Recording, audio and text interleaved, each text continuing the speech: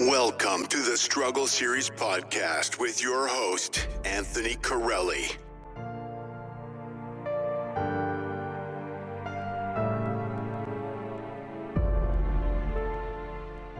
Well, good evening, everybody, and welcome to the Struggle Series podcast. I am your host, Anthony. We just have a couple of quick announcements tonight, and then we're going to get right back into our new novel entitled Friend. We just want to remind you, if you haven't done so, please check out our new podcast entitled Grace for the Unlovable.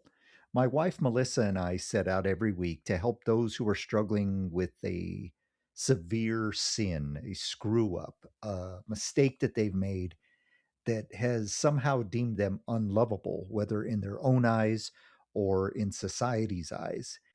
What we want to do is be able to create a safe space for people to tell their story judgment-free, where they can do it anonymously without the fear of being exposed for who they are, and at the same token, allowing them to finally, once and for all, get this off their chest. So please check that out. That podcast airs every Wednesday night at 6 p.m. Mountain Standard Time, the same place as you're listening to this podcast. Number two, as far as this podcast goes, we just want to remind you that we are trying to air a new episode every other week. However, that's not always going to be the case because sometimes life happens. I happen to be in Colorado. It is the beginning of May, and we are just having a major snowstorm as I'm recording this right now. So you never know what's going to happen. Schedules change, things like that.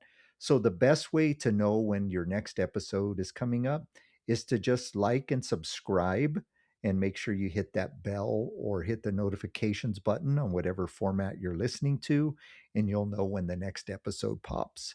So we just want to thank you again for tuning in, and let's get to chapter 2, entitled Afraid of the Dark. After Bruce finished sealing up the window in Maddie's bedroom with cardboard and tape, they brought their son into their bedroom and closed the door. They did their best to convince him that he was safe, but honestly, none of them believed that they were safe. As they lay in bed, Madeline asked, "So, Maddie, can you tell me a little more about your friend Rafi?" Maddie replied, "What do you want to know?" She hesitated before she said, "Well, we don't want to hurt your feelings or make you upset, but we were just wondering if Rafi is an actual boy or an imaginary friend." Maddie instantly became irate. "Of course he is real. I told you. He came to the back door and we played for a long time. We kicked a ball, we talked, and we swung on the swings. He couldn't be more real, Mom. He's my friend." Bruce chimed in, "We are sorry, Maddie, but we have to be sure. What just happened in your room was not normal. What you saw and what I saw outside was not a person. Am I right?" "Yes, Dad. It was some kind of monster." "Son, I think it might be a demon. I wasn't even sure I believed in this stuff 20 minutes ago, but what I saw was not explainable. I think it might have been an actual demon." "What is a demon?" "It's kind of like an evil spirit. Just maybe think of the opposite of an angel, I think. I mean, I don't really know. We're going to find out tomorrow, though." "What does that have to do with Rafi?" "I don't really know for sure, but I watched one of those paranormal shows that we don't let you watch. The episode was about a little boy with an imaginary friend, except the boy wasn't actually a boy. It was a demon pretending to be a boy. We were just wondering if that is what we saw. Dad, I'm telling you, he is real." Madeline interrupted.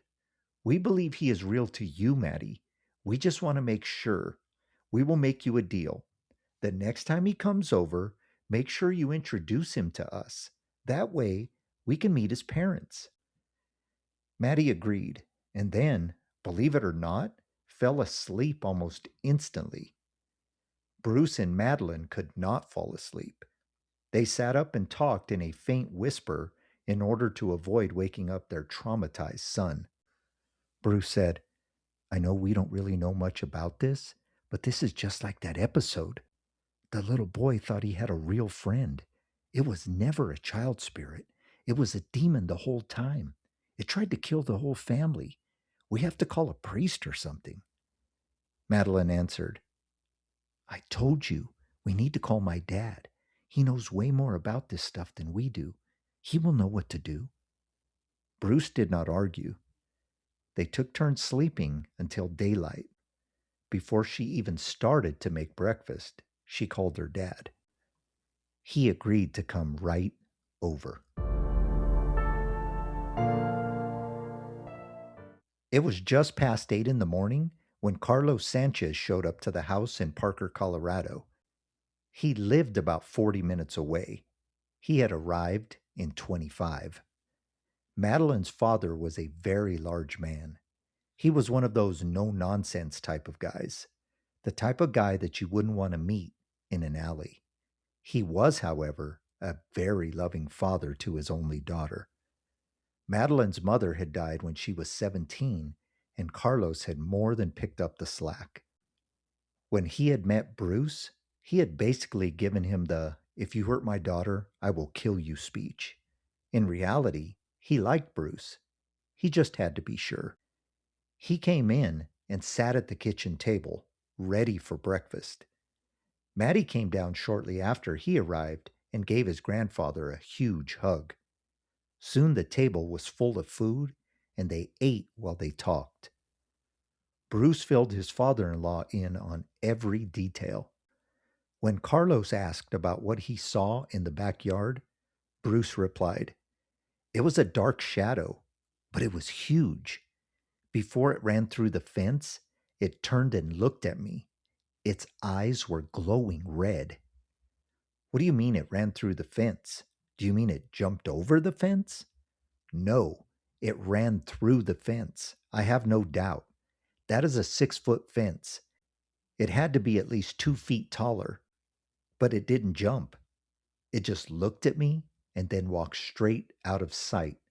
There is no gate right there." Carlos said, "After we eat, let's go out there and you can show me where it went through the fence." Madeline said, "Maddie, tell your grandpa about your imaginary friend." "I told you, Mom, stop saying that. He is not imaginary. He is real." The adults in the room made eye contact with one another. They did not speak, but it was speculated amongst the group that it was likely that Rafi was the culprit.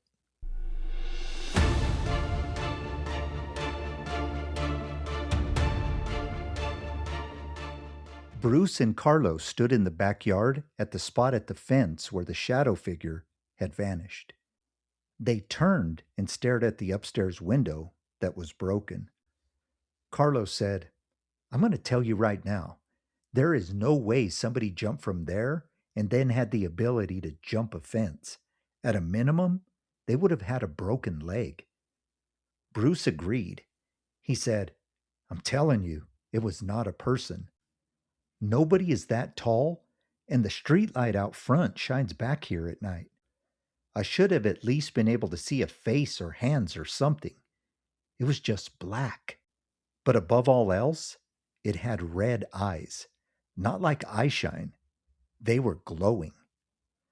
As they walked back inside, Carlos said, "Of course, I can't prove it, but I believe that what we have here is a demon. I'm not sure if it has anything to do with this friend of your son. All I know is that we need to pray over this house." Carlos made a couple of calls to a friend of his who happened to be a priest. He hung up the phone and informed the family that his friend and another priest would be at the house at about 7:30. This instantly made them feel better. The conversation progressed to the need for a security system. It wasn't long until they had all agreed to go down to a local store that sold out-of-the-box systems complete with cameras. They decided to make it a family trip. Maddie was told to go take a shower and get dressed. He was excited to go, so he ran up the stairs as fast as he could. Madeline was finishing the dishes, while Bruce called the glass company to come out and fix the window. He did some begging and was able to get a company that would come out that afternoon. He took some photos and measurements and sent them off to the company, who assured him that the window would be repaired that same day. Bruce walked out of Maddie's room right at the time Maddie was coming in from the bathroom. He shouted, "Hurry up, buddy. We're about ready to leave." "I'll be ready in just a minute. Do you think maybe we can stop and get some ice cream when we're out?" Bruce normally would have argued. With what they had been through, he just said, "Sure, buddy. That sounds like a great idea." As Maddie finished getting dressed, he stared into his closet. The closet was normally illuminated, but today it was black.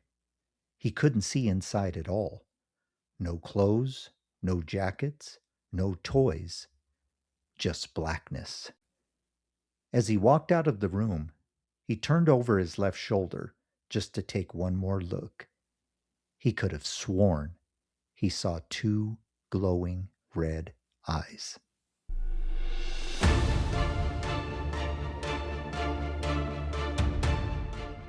They piled into the family SUV. Bruce was driving, with Carlos in the passenger seat. Madeline sat in the back behind Bruce. Maddie sat behind his grandfather. As they drove out of the neighborhood, they turned a corner and Maddie shouted, "There he is! There's Rafi! He's standing on the corner. Please stop. Let me say hello to him real quick." Bruce immediately pulled the car over to the curb. Maddie opened the door, ready to run to his friend. The family also opened the doors, eager to confirm that Rafi was a flesh and blood child. Before they could react, Maddie shouted, "Where did he go? He was just here." He walked to the corner and looked in all directions. There was no one to be found. It took him several seconds before he walked back to the car. He said, "I don't know where he went. He was just right here." Madeline said, "I'm sure he was, honey. He probably just had to run home. I'm sure you will see him again very soon." Maddie agreed, and then the car pulled away from the curb. Nobody said a word, but they were all thinking the same thing. Rafi is a demon, and it's after Maddie.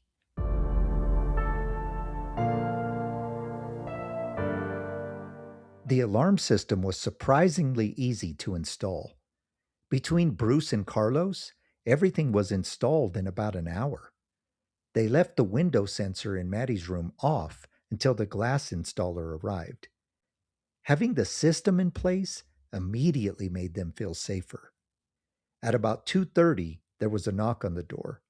The glass installer had shown up early, and in the matter of about 90 minutes, he had custom fit the glass into the window frame. He even helped them install the last window sensor. Of course, he tried to upsell them all new windows. Bruce and Madeline agreed to a quote. They told him they would think about it, and he left. Bruce made one final call to the alarm company to ensure all was working. After performing some tests, it was confirmed that the system was functioning perfectly. Maddie went out to the backyard and kicked a ball around. He was hoping Rafi would stop by. While he was outside, his parents and grandfather discussed the fact that they had not seen a boy on the corner when Maddie said he saw Rafi. They were sure at this point that it was, in fact, an imaginary friend. They could only assume that the demon they saw was Rafi. They knew that they needed a priest. Maddie sat in the backyard, staring at the gate. He hoped Rafi would simply walk through it and prove to his family that he wasn't imaginary. Maddie thought about it. We had kicked a ball. He kicked it to me. I kicked it back. How could that be fake? He hadn't imagined that. He was swinging on a swing, and Rafi was swinging on the other one. He saw the swing. He saw Rafi. How could that be imaginary? They even shook hands when they agreed to be friends. He felt his skin. This had to be a real boy, right?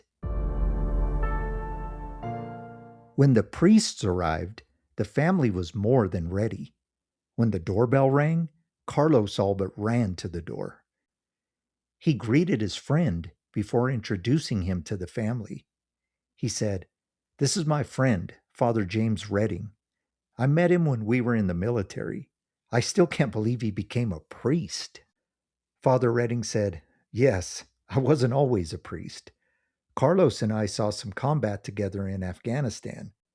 God knows how to take an old heathen like me and turn him around." Maddie asked, "What is a heathen?" They laughed, and then Carlos answered, "It's kind of like an adult version of a troublemaker."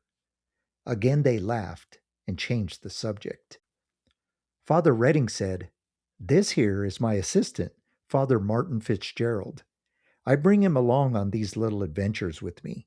He really knows his stuff. He's one of those nerds that studies real hard. I'm more of a barely graduated type of student." Father Fitzgerald shook everybody's hand and then bent down to get on Maddie's level. He said, "I'm here to help you, son. You know, when I was your age, I had some scary stuff happen to me. That's part of the reason that I became a priest. It's so I can help others. That's what we're going to do tonight. We're going to help you." They spent the next hour talking and explaining the events of the previous evening. They did their best to talk about Rafi without upsetting Maddie. They spoke of the quote unquote coincidence of Rafi showing up, and then on the same night, a demonic entity was in his room. Father Redding seemed skeptical, but he was trying to keep an open mind. He was not there to do an exorcism. He didn't have permission to do that. He was just there to do a blessing of the house.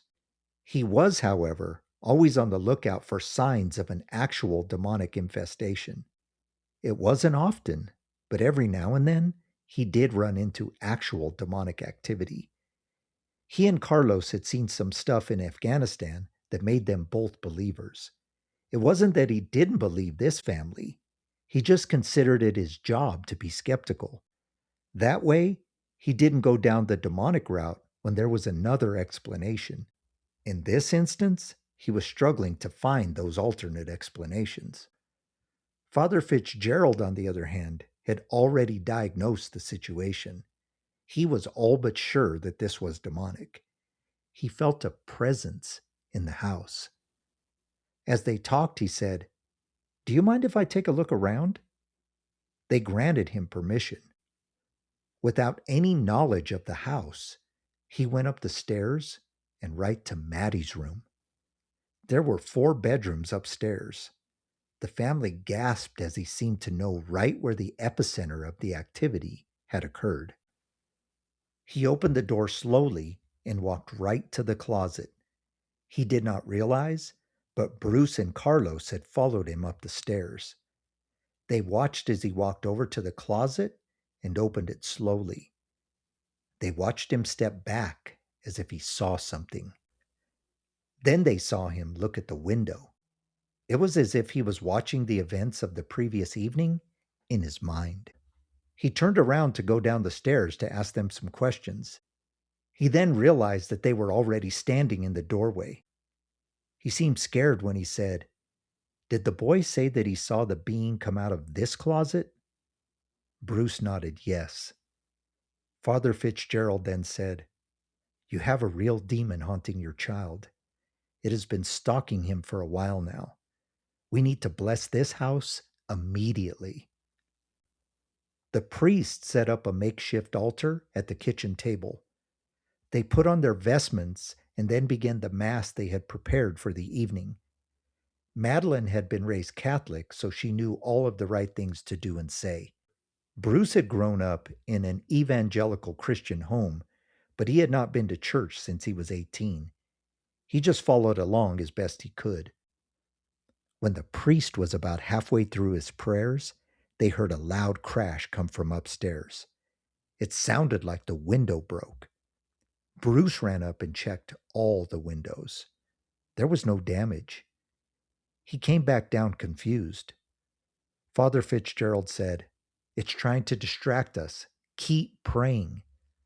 Just then, A loud noise echoed through the entire house. It sounded like a huge gust of wind. It howled and whistled at the same time. The haunting sound sent chills down their spines. Maddie jumped up into Bruce's arms. Father Fitzgerald screamed for Father Redding to keep praying. He was stuttering, trying to remember where he had left off. Just then, the front door flew open as if someone had tried to rip it off the hinges. They heard the beep from the alarm pad letting them know that the door was breached.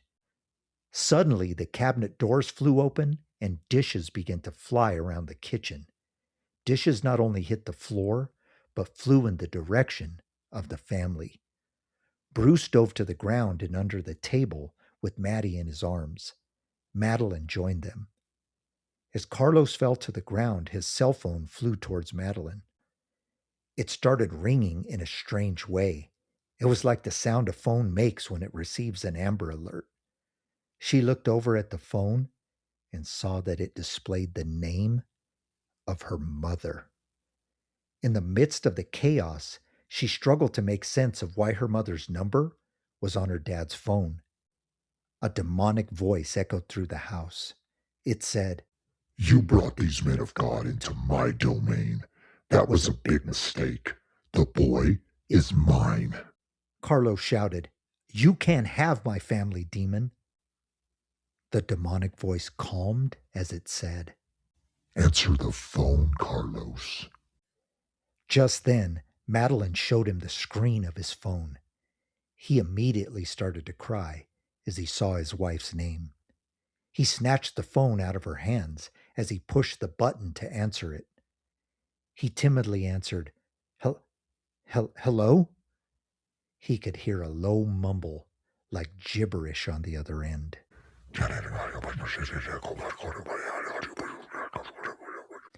He strained to hear what it was saying.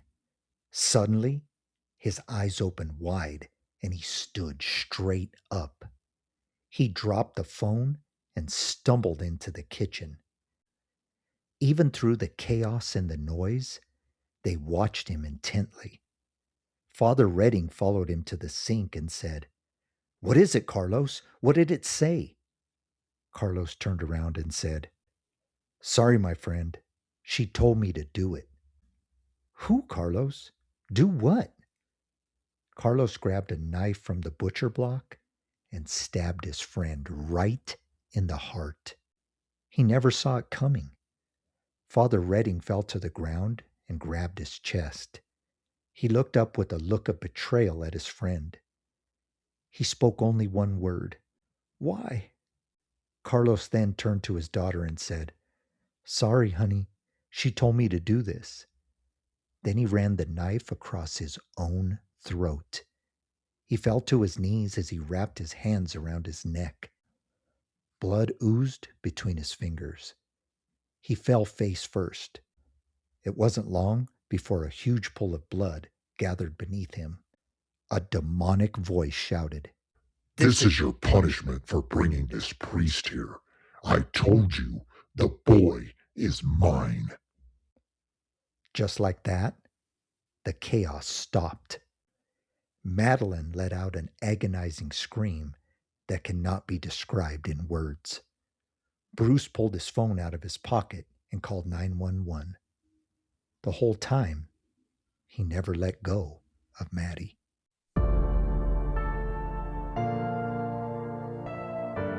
Thank you for listening to the Struggle Series podcast. Please like, subscribe, and tell a friend. We will see you next time.